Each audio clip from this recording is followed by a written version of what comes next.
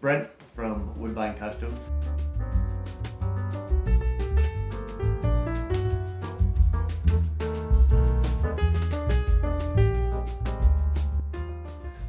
Today I'm going back to making some more coin holders.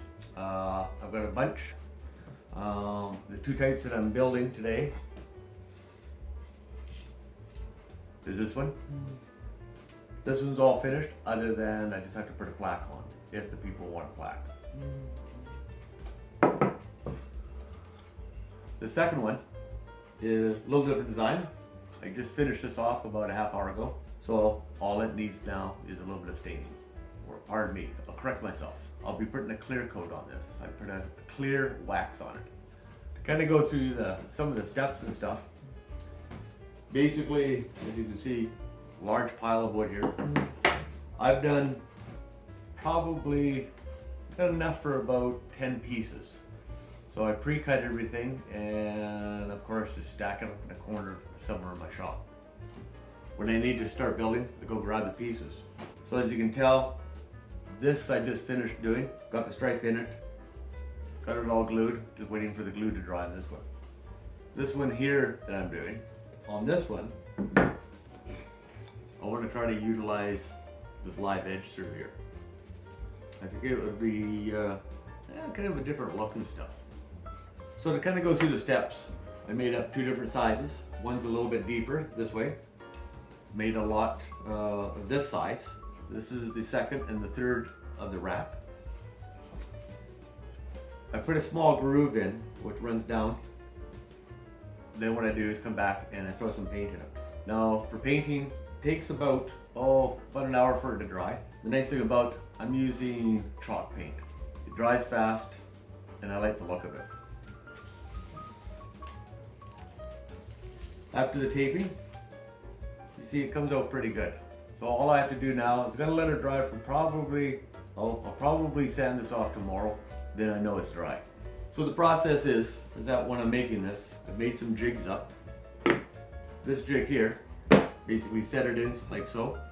I'm looking for the right angle so that this is going to be angled, this will be the face, and this is basically leaning backwards or leaning back. Take this piece, stack it on top, take the last piece, making sure that I've got the angle going the right way. Of course, I have done it the other way. Once it's all nailed together, I let it sit for a few hours. Turns out like this, or like that. You can see the two different sizes. Not much difference. The process of building this is basically the same for these two until it's assembly. On this one, what I do is I take one of these blocks and I send it through my bandsaw and I rip them down to approximately that size. I'm not too fussy about how thick they are. I'm just trying to keep them for look-wise. Once it's through the saw, I sand them down and then place them on. So I use a CA glue on this part here. I mark it underneath, giving myself a line to follow. Put the glue on. Place it on like so. And then I use my headless pinner.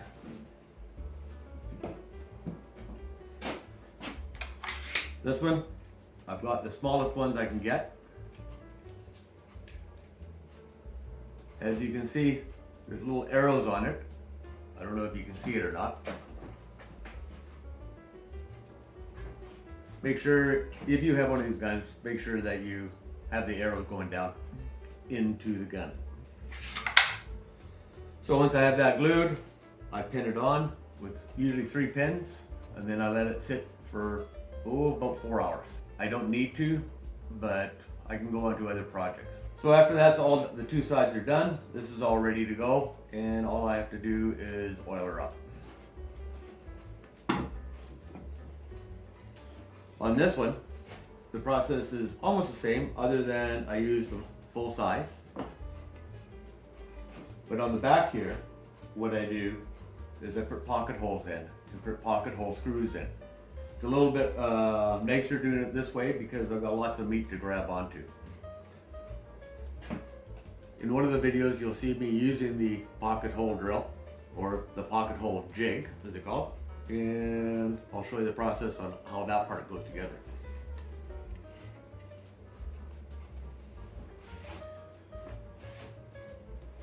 Now these little square blocks, so I do a diagonal from this point to there, draw a line, I punch it, I pre-drill it, and it's all ready to go. I pre-assemble everything before I finish sanding. Then what ends up happening is once I'm happy with it, take it apart, do my finish sanding, and then reassemble again.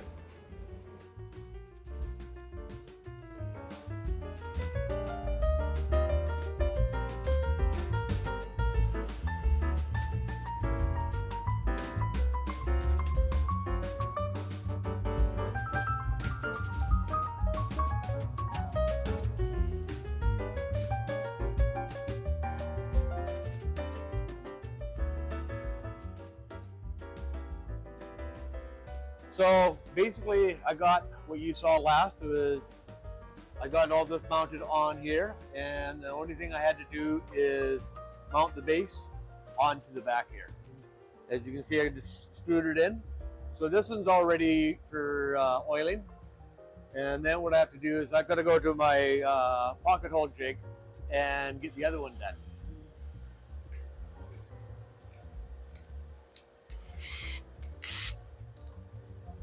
So this right here is my pocket hole drill. I've already got it set up for all my depths that I need. So this is what it looks like before I do it.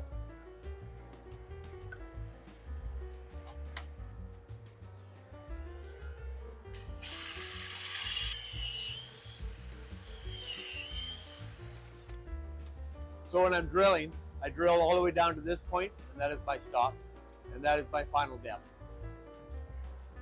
So now you can see the pocket hole. I'll do the other side. So I'll move my vacuum around and get the other one drilled.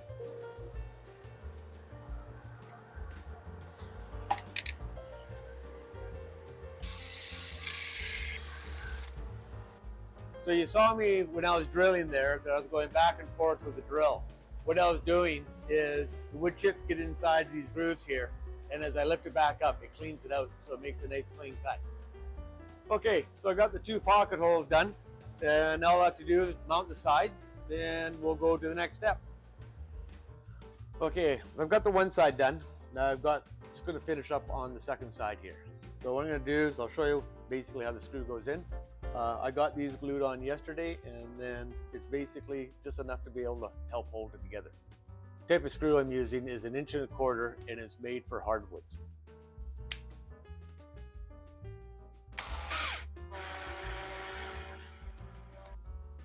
Okay, next step here is got it all finished up on, ready for oiling. Well, actually what it is, it's an oil wax that I'm going to be putting on this. So we'll just get set up here, and then I'll start making a mess. Okay, I got myself an old piece of plywood, and this is where I do all my oiling, staining, and stuff on. Reason for is if I do it on newspaper, it can soak through and go to my cutting boards or my work table and stuff. Let's get ready to stain here, or pardon me, let's get ready to oil. Last time I did this, I couldn't even pronounce it. I've been told it's Osmo.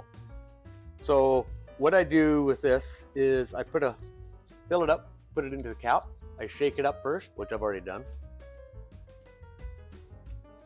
Take a little bit of Scotch-Brite, dip it in, and start rubbing. So I try not to overload it. If I overload it, I just have to wipe too much off. This takes about 10 minutes to do. After I have it all done, I let it sit for about 5-10 minutes, and then I wipe it off.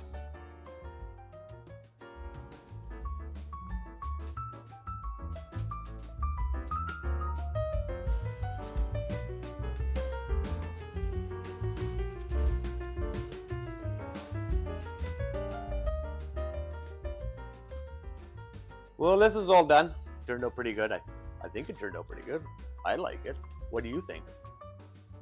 Reason why I'm doing these is I'm building these for police departments. I was asked if I could do it, and they gave me a challenge. So I kind of thought, okay, what can I come up with? If you're kind of wondering how it all started, stay there. Back in a second. This is how it started. Came up with that. I took a look at it, and I wanted to be able to improve on it. I was asked, what type of woods can you use? Well, this is pine. Now I call this black walnut. Some people just call it walnut or a darker walnut. I'm used to black walnut. So on this style, that's what I came up with. I thought it turned out pretty good, you know, the look of it, but I wanted to try something a little bit different. Then I came up with this idea. And I kind of thought, it's just something different. I can put the plaques down here. I can put the emblem up here. Well, here, let me go grab an emblem and I'll show you.